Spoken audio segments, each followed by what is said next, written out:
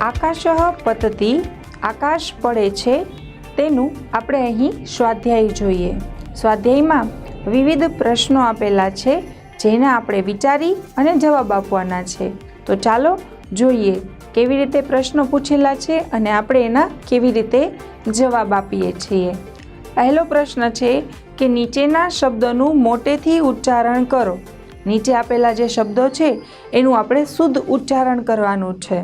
સૌપ્રથમ આપણે જ્યારે ભાષા શીખીએ છીએ, સંસ્કૃત ભાષા, ત્યારે દરેક શબ્દોનો ઉચ્ચારણ ઉપર આપણે ધ્યાન આપવાનું છે. જુઓ, અહીંયા પહેલો શબ્દ આપેલો છે શશક. હવે જો તમે માત્ર શશક એટલું જ ઉચ્ચારણ કરો તો એ ખોટું છે, કારણ કે કની પાછળ એક વિસર્ગ આવેલ છે.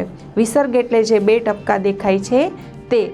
એનું ઉચ્ચારણ છે એ છેલ્લા વર્ણના આવતા સ્વર ઉપર થાય છે. છેલ્લો વર્ણ જે હોય એમાં છેલ્લે જે સ્વર આવતો હોય એ મુજબ ઉચ્ચારણ થાય છે. ક છે તો એમાં અ આવેલો છે, એટલે હવે એનું ઉચ્ચારણ હ થશે. શશક હ.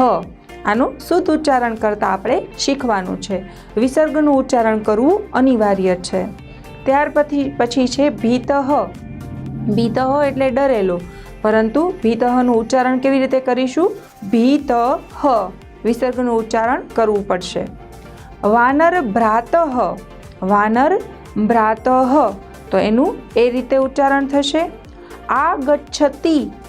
આગચ્છતિ એટલે કે આવે છે, તો અહીંયા આગચ્છતિનું ઉચ્ચારણ આ રીતે થશે. અનુગચ્છતિ. અનુગચ્છતિ એટલે કે પાછળ જાય છે, પાછળ અનુસરણ કરે છે. અનુગચ્છતિ. ત્યાર પછી છે વૃક્ષ સમીપમ.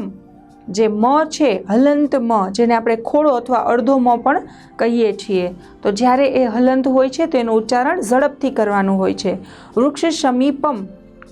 હવે આપણે અહીં બીજો પ્રશ્ન જોઈએ કે અ વિભાગમાં ક વિભાગમાં આપેલા ચિત્રો જોઈ અને ખ વિભાગ સાથે જોડવાના છે. અહીં આપણે જે ચિત્રો આપેલા છે એના ક વિભાગના ચિત્રોને ખ વિભાગના ચિત્રો સાથે જોડવાના છે. આ પ્રશ્ન 2નો અ છે, એટલે કે પહેલો પ્રશ્ન છે. હવે અહીં આપણે ચિત્રો આપેલા હશે એ જોઈ અને આપણે સાચા એના જવાબ લખવાના છે. જોડકા સ્વરૂપે જો એના ક્રમ ઉપર નીચે આપેલા હોય તો આપણે એ ક્રમ છે વ્યવસ્થિત ગોઠવવાના હોય છે. ચિત્ર જોઈ અને વિચારવાનું કે આ શું છે અને એનું સંસ્કૃત શું થાય છે. જુઓ, અહીંયા ક વિભાગ છે અને ખ વિભાગમાં જવાબ આપેલા છે. પાઠ્યપુસ્તકમાં જે પ્રશ્ન રૂપે આપેલા છે એ જ જોડકા અહીં આપણે જવાબ રૂપે આપેલા છે. જુઓ, પહેલું ચિત્ર છે એમાં સરસ મજાનું સસલું દેખાય છે, તો એને આપણે સંસ્કૃતમાં શું કહીશું? શશક. તો જોડકામાં જ્યાં સસલું દેખાતું હોય છે ત્યાં આપણે શશક લખવાનું છે. ત્યાર પછીનું ચિત્ર જુઓ. વનમાં બેઠેલો એક વાંદરો દેખાય છે, એને સંસ્કૃતમાં કહેવાશે વાનરઃ. તો આપણે અહીં લખેલું છે વાનરઃ. ચિત્ર જોઈ સૌપ્રથમ આપણે એનું ગુજરાતી યાદ કરવાનું છે અને પછી એનું સંસ્કૃત શું થાય એ આપણે લખવાનું છે. ત્યાર પછી જુઓ, ચિત્રમાં શું દેખાય છે? સિંહ. આપણે સરસ મજાનો તો ના કહી શકીએ, એનાથી તો આપણે ડર લાગે છે, તો અહીં સિંહ દેખાઈ રહ્યો છે, જેને સંસ્કૃતમાં શું કહેવાશે?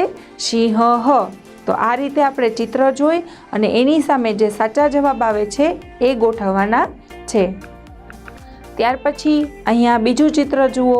ચિત્રમાં શું દેખાય છે? એક શિયાળ દેખાય છે, જેને સંસ્કૃતમાં આપણે કહીશું શૃંગાલહ. શૃંગાલહ એટલે કે શિયાળ. ત્યાર પછીનું જે ચિત્ર આપેલું છે એ જુઓ, જેમાં વૃક્ષ દેખાય છે. હવે સંસ્કૃતમાં વૃક્ષને શું કહેવાશે? વૃક્ષઃ. માત્ર એક વિસર્ગનો જ તફાવત છે. જે પાછળ બે ટપકા આવેલા છે એ વિસર્ગ છે. ગુજરાતીમાં પણ વૃક્ષ લખાય છે અને સંસ્કૃતમાં પણ વૃક્ષઃ, જેમાં આપણે વિસર્ગ કરવાના હોય છે. તો આ રીતે આપણે ચિત્રો જોઈ અને એની સામે એના સાચા જવાબ છે એ જોડકામાં આપેલા હોય એ શોધીને લખવાના છે. ત્યાર પછીનો પ્રશ્ન આપણે જોઈએ, જેમાં વિભાગ ક માં આપેલા ચિત્રો જોઈ અને ખ વિભાગ સાથે જોડવાના છે. આપણે પહેલામાં જોયું તો એમાં માત્ર એક શબ્દો હતા. હવે અહીં આપણે આખા વાક્યો જોઈએ છીએ.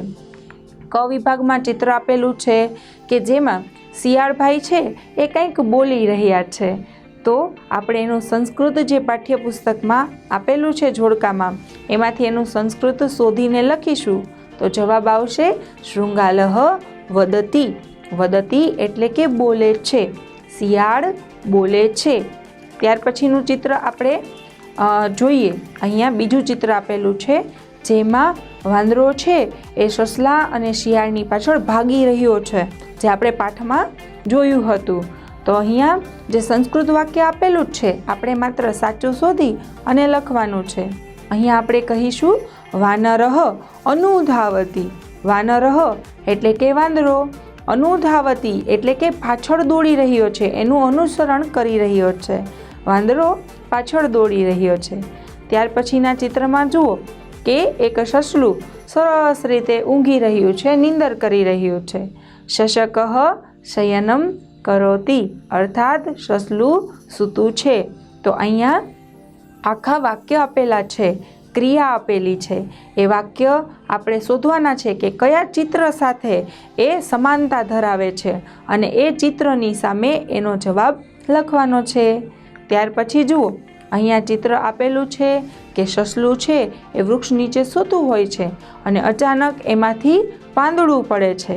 તો આનો જવાબ આવશે પર્ણમ પતતી. પર્ણમ એટલે કે પાંદડું, પતતી એટલે કે પડે છે. ત્યાર પછીનું ચિત્ર જુઓ કે જેમાં સિંહભાઈ સસલાને કંઈક સમજાવી રહ્યા છે, કહી રહ્યા છે. તો એનું સંસ્કૃત આપણે ગોતીને લખીશું સિંહ વદતી, અર્થાત સિંહ બોલે છે. આપણે ચિત્ર જોતા ખ્યાલ આવી જાય કે ચિત્રમાં શું દર્શાવ્યું છે અને પછી એનું સંસ્કૃત જોડકામાં આપેલું હોય એમાંથી જ આપણે જવાબ લખવાનો છે. ત્યાર પછી છે જંગલનો રાજા સિંહ એ આવી રહ્યો છે આપણા તરફ, બરાબર? તો આપણે શું કહીશું?